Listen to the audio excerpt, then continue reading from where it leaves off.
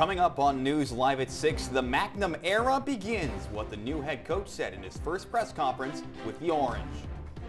Plus, how students are reacting to major changes to the annual International Festival.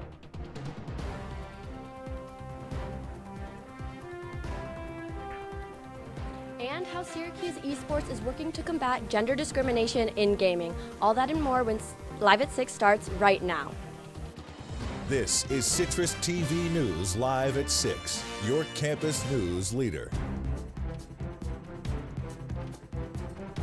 Jerry McNamara just wrapped up his first press conference as Syracuse University's men's basketball head coach. Welcome into News Live at 6. I'm Anjana Dasam. I'm Tyler Oldano. McNamara won a national championship with the Orange in 2003 as a player. The university held a welcome back event and an introductory press conference for him as a coach in the JMA Wireless Dome. That's where we find Citrus TV's Jackson Breslin.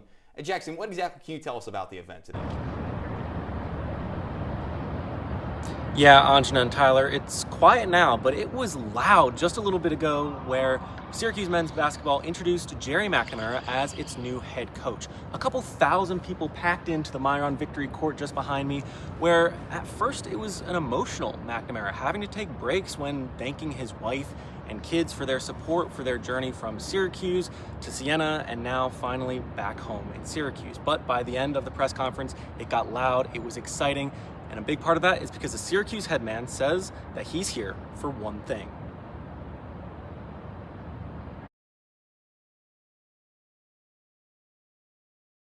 Jerry is one of the hardest working guys.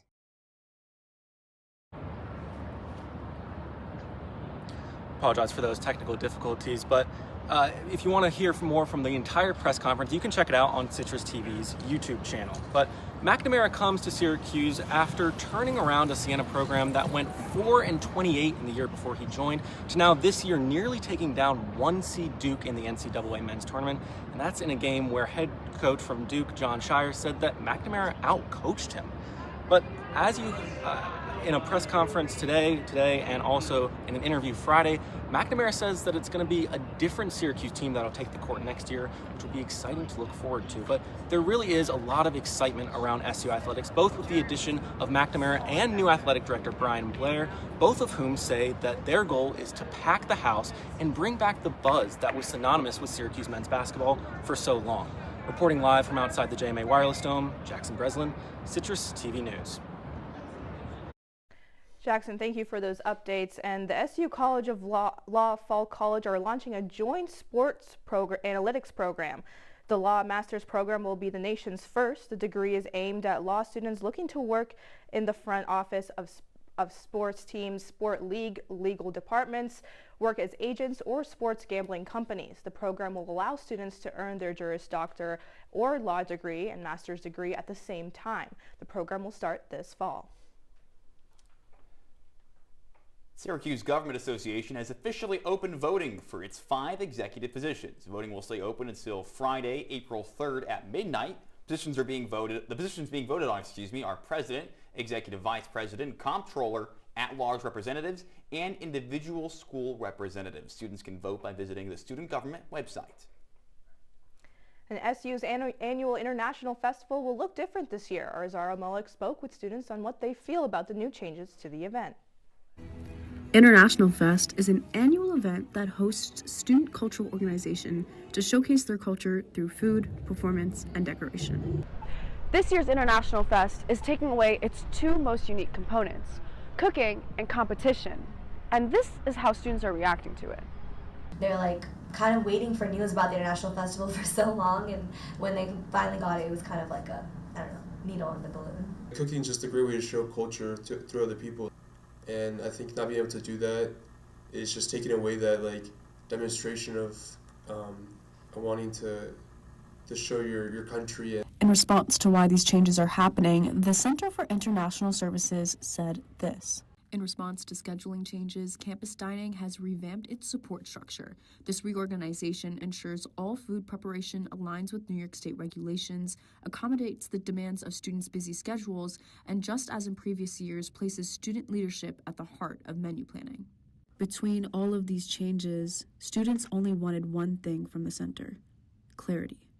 I would ask for more transparency because as students we do have influence and ability to bring change. There should have been a lot more communications through the event. I think a lot of orgs were just surprised by this. I think if this was announced with time and orgs would have approached their The event is set to take place on April 12th from 2 to 5 p.m. For Citrus TV News, I'm Zara Malik.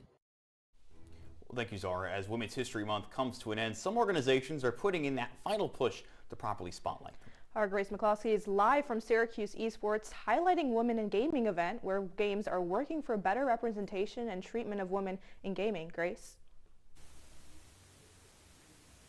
Thanks, guys. Yeah, I'm here at the Shine Student Center where Syracuse Esports is hosting their Highlighting Women in Gaming event to celebrate Women's History Month. So they are spotlighting various games created by and or featuring women leads like the ones right behind me. But this is because the Entertainment Software Association found that nearly half of all U.S. gamers are women, 47%, but even despite those numbers, barriers still remain for women in gaming. Juliet Chupka, esports coordinator and the person running this event, says that increasing inclusivity in gaming is what really inspired her. The toxicity in gaming and how skewed it is towards men is very prevalent. Even in my own personal experiences, you know, there's a lot of harassment from people in games and stuff. So showing, hey, women are here, women game, like, it's important so that men can see that and be like, you know, normal about seeing a woman in a game.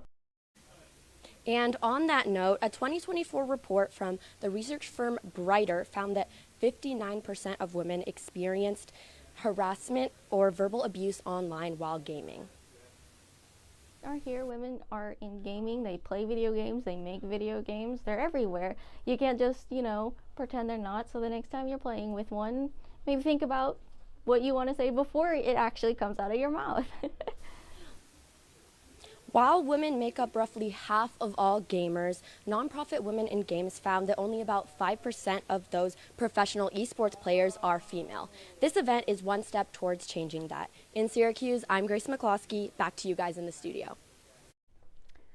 Grace, thank you. And Syracuse City School District started spring break today, and for those who are staying local, there's no shortage of activities. That's right. If you're looking to be more active, excuse me.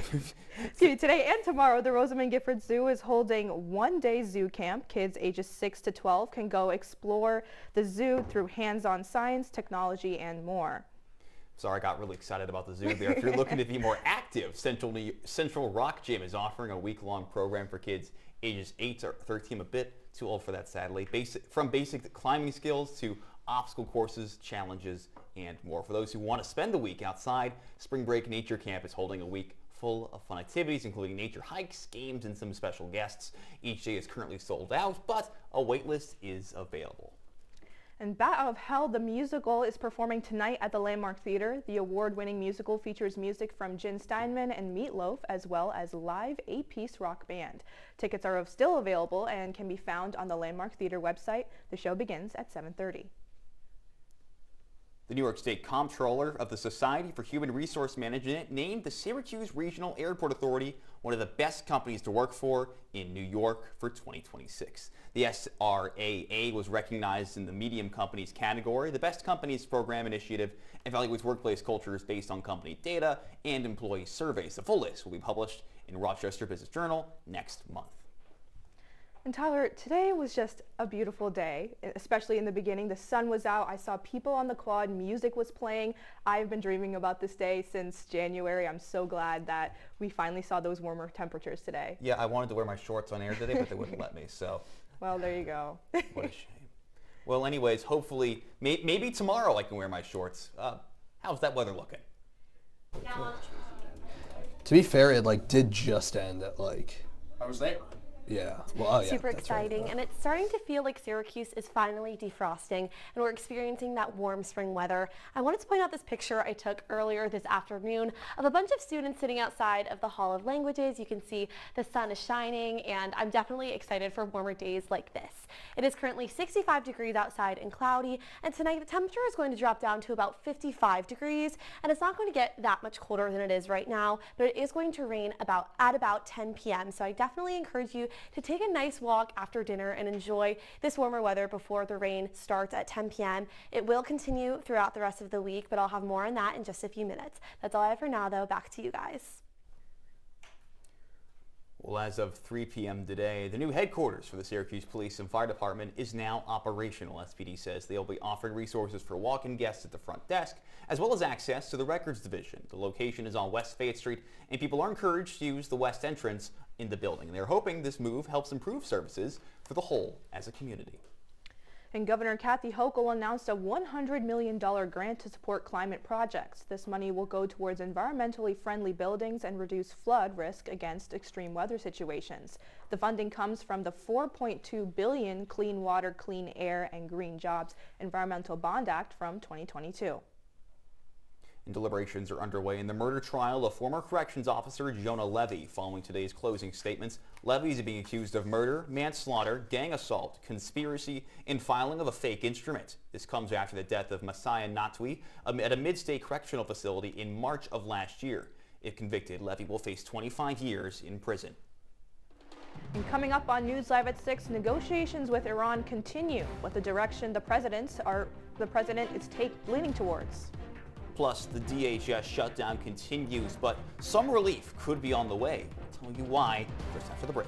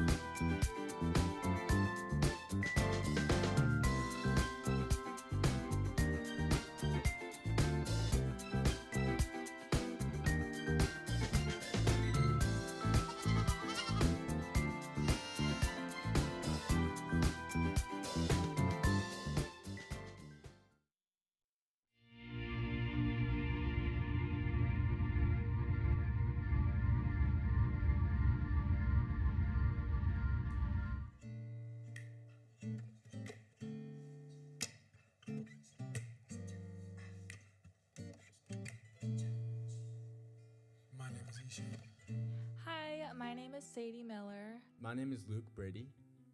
I go by St. Luke.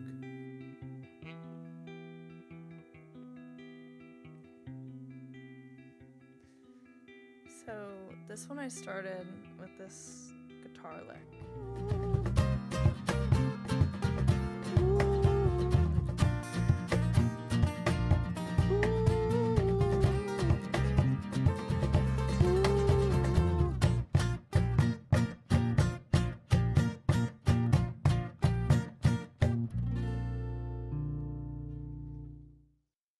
You're watching Citrus TV News, live at 6, with Anjana Dasam, Tyler Oldano, and Skylar Smith. Now, your campus news leader continues. Welcome back to News Live at 6. President Donald Trump says he will, quote, obliterate Iranian infrastructure if a ceasefire isn't reached soon. The president made multiple comments to the press and a post on Truth Social threatening to target various desalination plants, oil wells, and power stations operated by Iran. The president says the United States and Iran are in serious discussions and, quote, great progress has been made, unquote.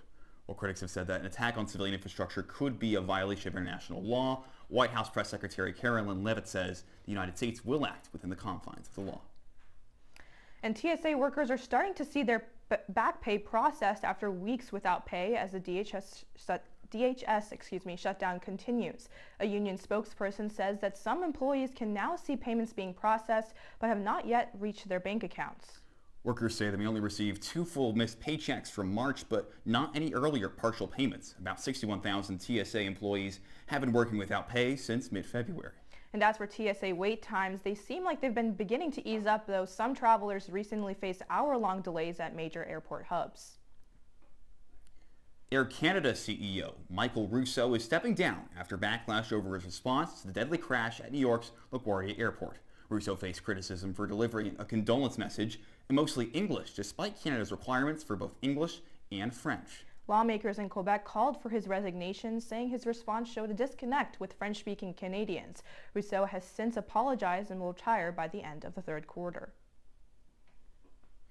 And the attack at a synagogue in Michigan is now being investigated as a terrorist attack.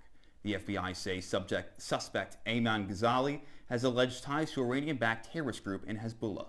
Investigators say he waited in the parking lot for more than 2 hours before crashing into the synagogue and injuring a security officer. Security guards began exchanging gunfire with Ghazali, who later died inside the truck. Officials say the truck contained explosives and flammable liquids. No one else was killed, and the investigation is ongoing. And after the break, I'll have your 5-day forecast, and if this warm weather is here to stay, stick with us.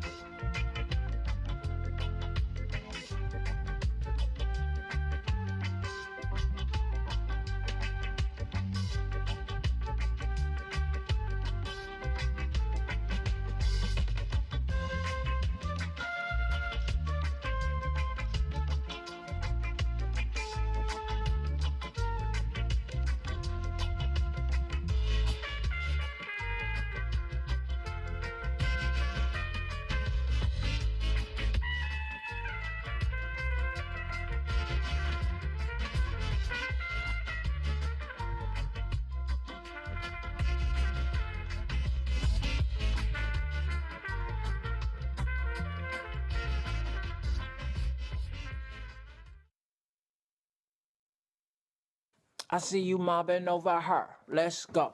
Let's mob. Let's crawl. Let's crawl. Let's crawl. Hey, yo, we mobbing. Come on, girl. Let's crawl. Hey, yo, let's crawl. Hey, yo, let's crawl. Hey, let's crawl. Hey, yo, let's crawl. From the Citrus TV Weather Center, this is SU's most accurate weather forecast. Welcome back to News Live at 6. We're looking at your 5-day forecast. Now, unfortunately, we can't expect rain for the rest of the week. However, it is going to be warmer, which is definitely exciting. Tomorrow, there's going to be a high of 66 degrees and a low of 55 degrees. On Wednesday, there's going to be a high of 59 degrees and a low of 40 degrees. On Thursday, there's going to be a high of 57 degrees and a low of 39 degrees. But then on Friday and Saturday, the temperature is going to increase into the 70s, which is super exciting. It is going to be 74 degrees on Friday with a low of 52 degrees and 77 degrees on Saturday with a low of 52 degrees.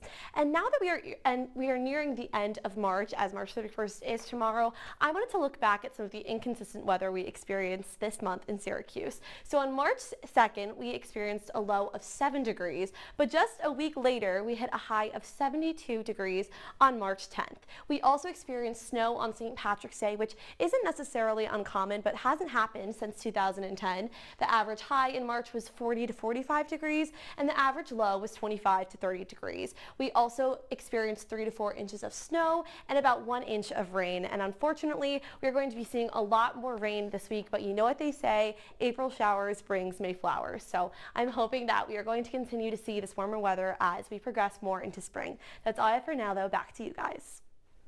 Skylar, thank you for that recap. And Syracuse University students are making a global impact by traveling thousands of miles to bring health care to communities in need. Our Sophia DeStasso shows us how members of the Global Medical Brigade are turning compassion into action.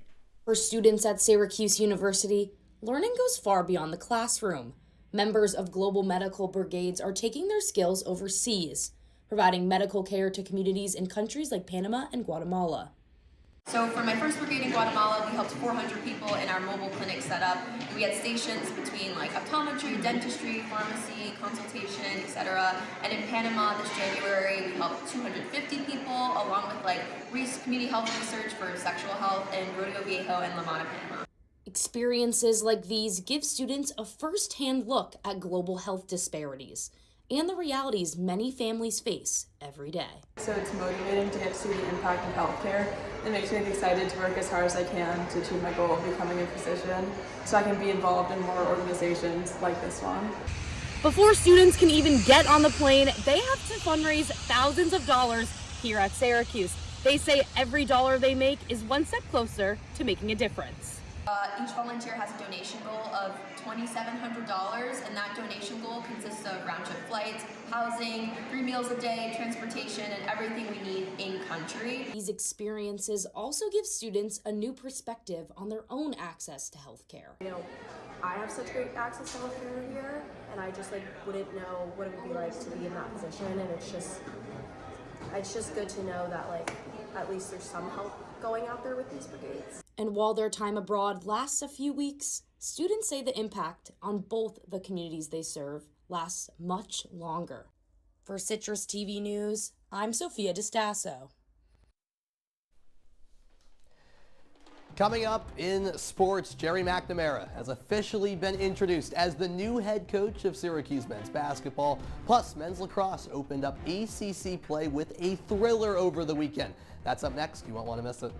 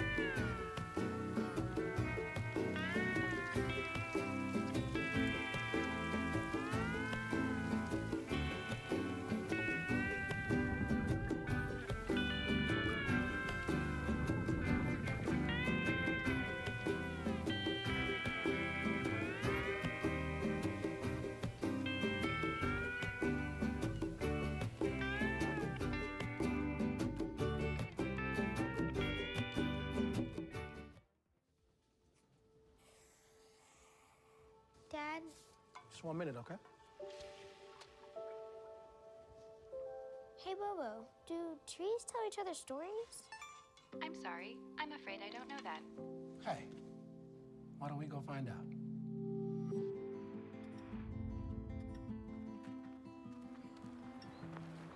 Listen. Do clouds take naps? I couldn't tell you.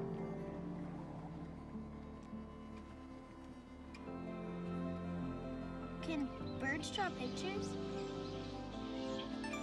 I don't have an answer for that. Dad, do stars visit their friends? Look!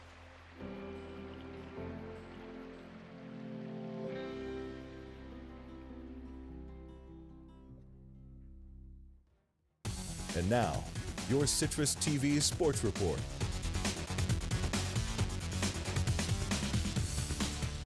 Welcome back into Citrus TV. Guys, I think the big thing today, I've heard a little bit of rumbling about it. Is McNamara finally here? He is, believe it or not. You haven't heard it yet, right? No. First time I'm hearing of it. So obviously the press conference happened today. What would you say are the biggest takeaways from it? Yeah, definitely just how much this guy bleeds orange, right? A legendary player, assistant coach for a long time, and now he's coming back home. It means so much to him to be with Syracuse. He knows the standard is to be back in the NCAA tournament. So his focus on winning right now as soon as possible, he gets the pressure that comes with the job. That's what stood out to me for sure. Definitely. Yep, and obviously after the firing of Adrian Autry a few weeks ago, following 3 seasons in charge for him, like Tyler said, in case you don't know by now, you've been living under a rock. Jerry McNamara officially introduced today as the new head coach of Syracuse men's basketball. You heard live from Jackson following his press conference earlier, and there are plenty of people excited about the hire, including GMAC's former teammate in Carmelo Anthony. Jerry is one of the hardest working guys I've ever seen. As a player, as a coach, tell me the timing ain't perfect. It's perfect. Tell me the universe don't work in wonderful ways. Yeah. The candidates who was involved, who was being considered, if you take a bunch of those guys, they are all the same. So why not go get somebody who, if you cut them open, they bleed orange? That line right there from Carmelo Anthony. If you cut him open, he bleeds orange. That's what Jerry McNamara is all about. I touched on it briefly, but just if you don't know his background, most minutes played in program history from this guy in his 4 years as a player in the early 2000s. He won a national championship alongside Carmelo Anthony, whose son Kyan is going to be a sophomore next season on the team. They were both freshmen when they did that. And then a long tenure, of course, as an assistant coach with the Orange, before ultimately getting his first head coaching gig at Siena the last 2 years and bringing them to March Madness for the first time in 16 years. So without a doubt, a lot of people, rightly so, excited to see what the future has in store with GMAC now at the helm. But for Syracuse men's lacrosse, it's all about focusing on the present. SU opened up ACC play on Saturday by welcoming Duke to the Dome for a matchup between number 5 and number 6 in the country. 2 heavyweights squaring off in a conference that's absolutely loaded. We take you to the Dome. Tomas Delgado scored the first goal of the game for Duke. This was the first of 31 combined goals. We're not going to show you all of them, I promise. 5-5 after this finish from Bogue Hahn, the freshman 5-star recruit. He's the real deal. That was still in the first quarter as well. We skip ahead to the second. Peyton Anderson, who's now a sophomore with a beautiful finish. 7-6 Syracuse on top. But Duke kept battling, and Max Sloat through traffic actually gave the Blue Devils the lead there, 9-8 late first half. It was a 10-9 Duke lead at the break, but my goodness, the behind-the-back goal from Finn Thompson is filthy. He was one of 3 Syracuse players with a hat trick. Ben Johnston, though, keeping Duke in this game. A 1-goal game going into the fourth. Luke Roa, another player with a hat trick, buries it for Syracuse there. That made it a 2-goal game. 1-goal game late. One last chance for Duke. Not so fast. They're called for a moving screen with just a couple seconds left. Syracuse with the clear, and the Orange get the victory 16-15 in just thrilling fashion. A game that came down to the wire, and Syracuse beat Duke last year as well in the ACC championship. That was also a 1-goal game. So the men have won now 6 in a row. They're on a roll. The women's squad also is in a groove. 0-3 to start the season, but that's a distant memory now. They've won 9 straight after taking down Pitt 16-7 on Saturday. Notably, Coco Vandiver in the record books now. Her 102nd career caused turnover puts her top of the list all time. That's all for sports, guys. Back to you. Coming up, we'll have one last look at your wake-up weather. Make sure to stick with us.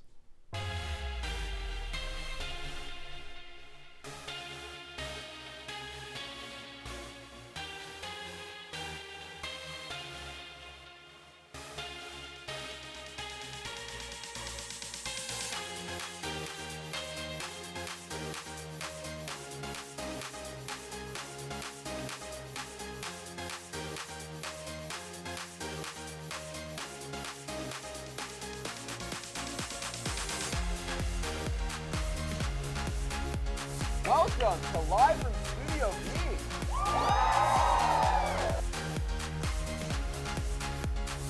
Welcome to another episode of Culturally and Technically Legal. Previously on Survivor.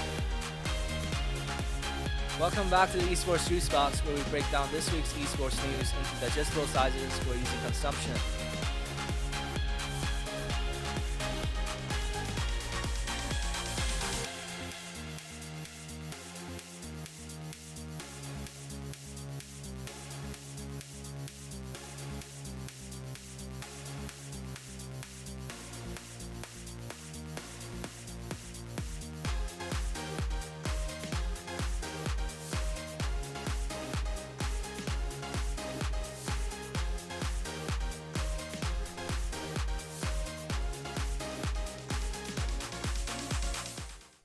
Welcome back. Tomorrow at 9 a.m. it is going to be 59 degrees, but it is going to rain, so keep that in mind on your walk to work or class.